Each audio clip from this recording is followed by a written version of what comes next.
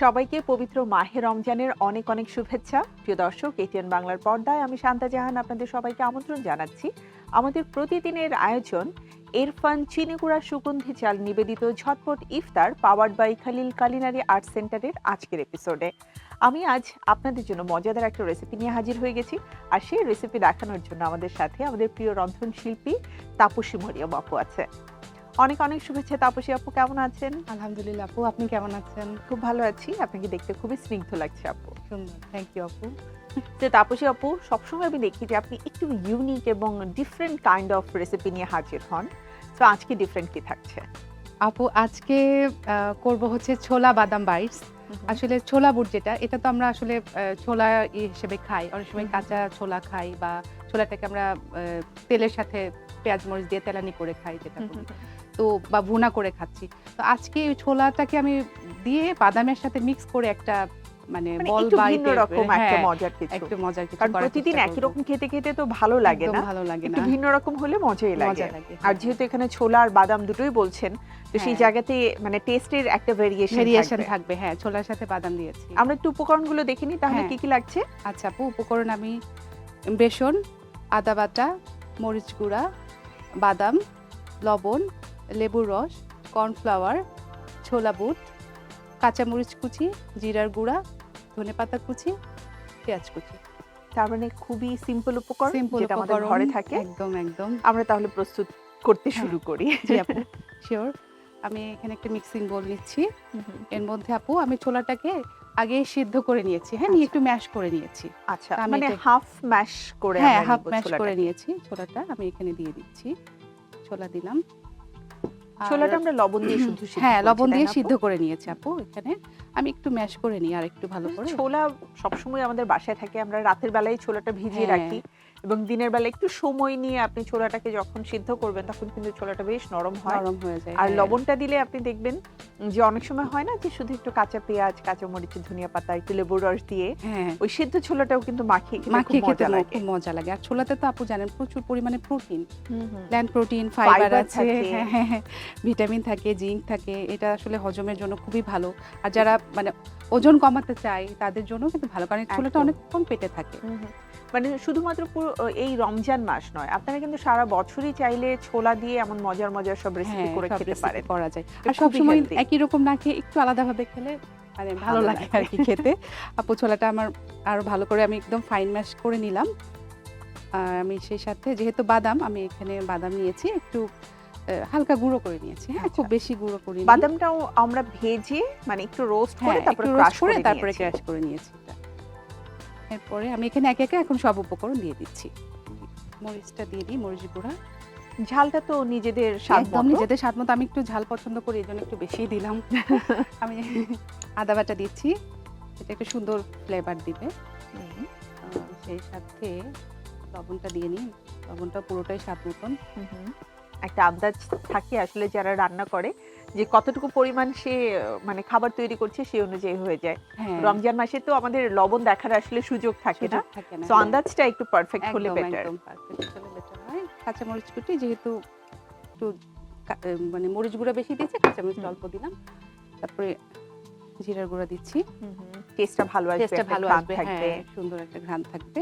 আর আমি এখানে ধনেপাতা কুচি করে দিচ্ছি। ধনিয়াটার আমরা আসলে একটা ন্যাচারাল যে অ্যারোমা আছে সেটাই রাখার চেষ্টা করছি। হ্যাঁ, সেটাই। আর পেঁয়াজ কুচি নিচ্ছি। একটু ম্যাশ করে নিব। হ্যাঁ, এগুলো মাখিয়ে নিয়ে এরপরে আমি হচ্ছে বেসন আর কর্নফ্লাওয়ার দিব। আচ্ছা, এটা একটু তার মানে এই ইনগ্রেডিয়েন্টস গুলো আগে একটু ভালো করে মানে হ্যাঁ, মাখিয়ে যাতে নিতে আমার ওই হবে। যে ছোলার সাথে বা বাদামের সাথে আমার এগুলো ভালোভাবে যে মশলাগুলো বলটা আছে। হ্যাঁ, বলটা যেটা করব, বল বা আমি এটা আসলে একটু কাবাবের মতো করে ভাজবো, যাতে আমার এটার সাথে ভালোভাবে মিশে যায়।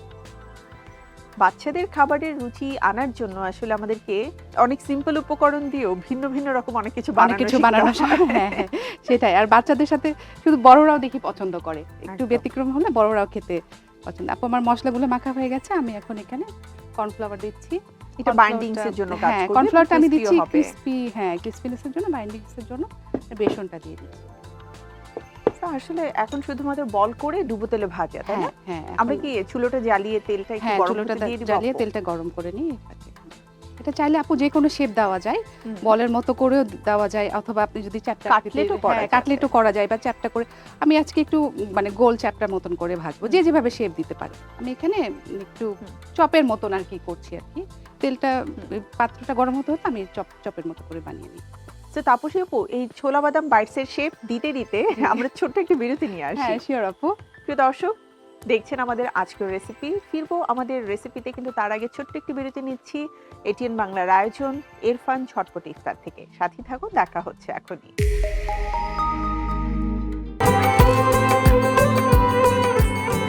প্রজন্ম থেকে প্রজন্মের পছন্দ ইরফান চিনি গুঁড়ার সুগন্ধি চা। 3 যুগ ধরে সেরা স্বাদে, মানে, সুঘ্রাণে।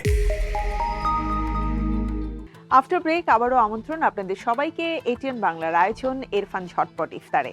আমাদের আজকের মজার ছোলা বাদাম বাইটস অলমোস্ট রেডি হয়ে গেছে তৈরি করা, এবারে শুধু ভাজতে হবে। আর আমি দেখতে পাচ্ছি তাপসী আপু মানে বরাবরের মতো আপনি সরিষার তেলটাই ব্যবহার করছেন, তাই হ্যাঁ না? আপু, আমি ইরফানের সরিষার তেলটা এখানে ব্যবহার করছি, কারণ যে কোনো ভাজা পোড়াতে ইরফানের সরিষার তেলটা আসলে ভাজার জন্য খুবই ভালো।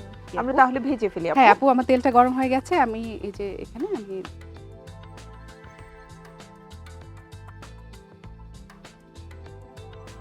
এটা ভাজতে বেশি সময় লাগবে না আপু, যেহেতু ছোলাটাও সিদ্ধ করা আছে, বাদামও বাদামও রয়েছে। আমার একদম হালকা করে ভাজা আছে। জাস্ট লাল যখন হয়ে যাবে আমি আস্তে করে এটা উল্টিয়ে দিব।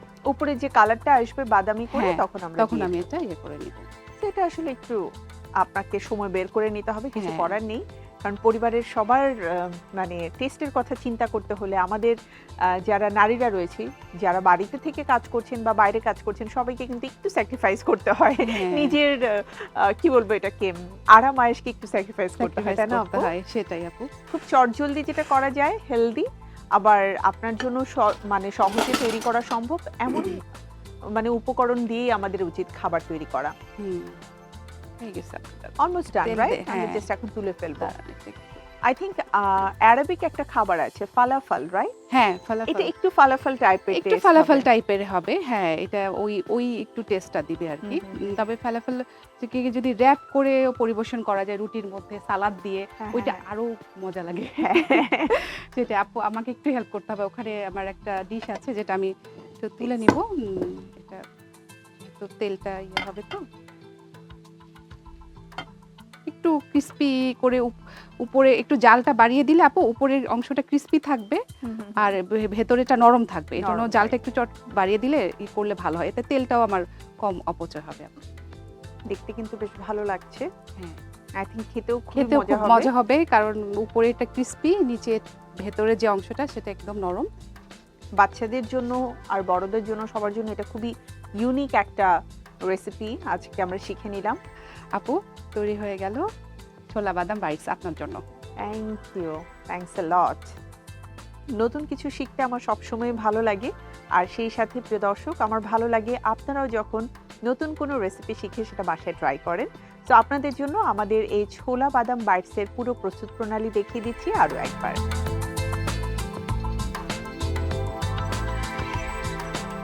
থ্যাংক ইউ তাপসী আপু, আমাকে মজার আর হেলদি এই রেসিপিটা শেখানোর জন্য। আপনার সাথে নিশ্চয়ই আবারও দেখা হবে নতুন কোনো রেসিপি সাথে নিয়ে। আপু, আপনাকে অনেক অনেক ধন্যবাদ, সেই সাথে দর্শকদের অনেক অনেক ধন্যবাদ। আমাদের আজকের আয়োজনের সময় একেবারেই শেষ, বিদায় নিতে হচ্ছে। প্রতিদিনের আয়োজন ইরফান চিনিগুড়া সুগন্ধি চাল নিবেদিত ঝটপট ইফতার powered by Khalil culinary art সেন্টারের আজকের এপিসোড থেকে। আবারও দেখা হবে আপনাদের সাথে আমাদের পরবর্তী এপিসোডে এটিএন বাংলার পর্দায়। সবাই ভালো থাকুন, সুস্থ থাকুন আর স্বাস্থ্যসম্মত খাবার খান পুরো রমজান জুড়ে। এই প্রত্যাশায় আজকের মতো বিদায়। আল্লাহ হাফেজ।